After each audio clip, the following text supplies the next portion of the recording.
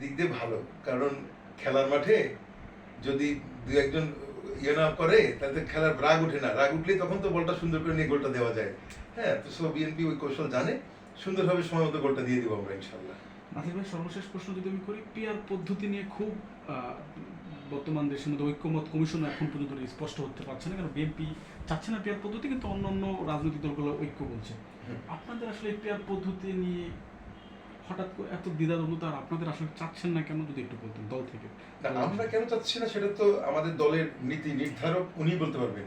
But আমি যেটা বলতে চাই, শুনেন, এই এই অপশনটা কেন বিএনপি নিচ্ছে না সেটা নিশ্চয়ই এটা নিয়ে মিটিং হয়েছে, বসেছেন ঊর্ধ্বতন ইয়েরা, সেখানে তো আমি ছিলাম না, আমি জানি না। তবে তারা কেন যাচ্ছে, নিশ্চয়ই এখানে কোনো প্লাস মাইনাসের একটা হিসাব আছে।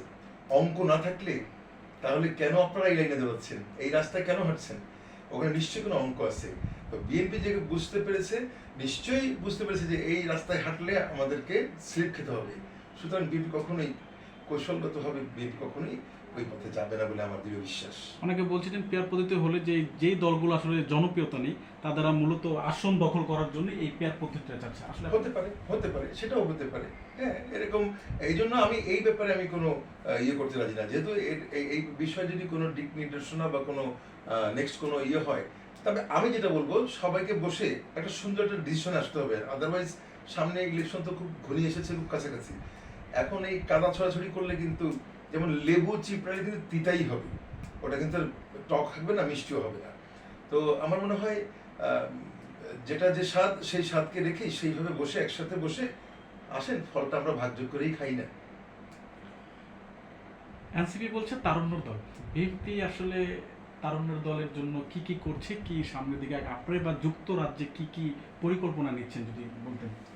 হ্যাঁ, তারুণ্যের, আপনারা তো ইতিমধ্যে দেখেছেন যে তারুণ্যের সমাবেশ সারা বাংলাদেশ ব্যাপী হয়েছে। কারণ তারেক রহমান যেটা চাচ্ছেন, আমি আমার দৃষ্টিকোণ থেকে বলবো, উনি যখন দেশে ব্যাক করবেন, উনি যখন রাজনীতির আসলে বলবেন, ইনশাল্লাহ উনি প্রধানমন্ত্রী হবেন।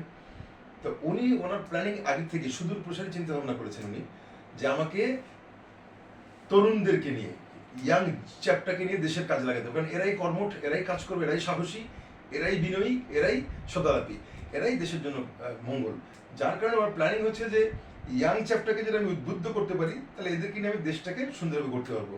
এটাই, এই জন্য আপনি খেয়াল করে দেখবেন যে সারা বাংলাদেশে কিন্তু তারুণ্যের প্রোগ্রাম একটার পর একটা কিন্তু দিয়ে যাচ্ছেন উনি। ক্লিয়ার।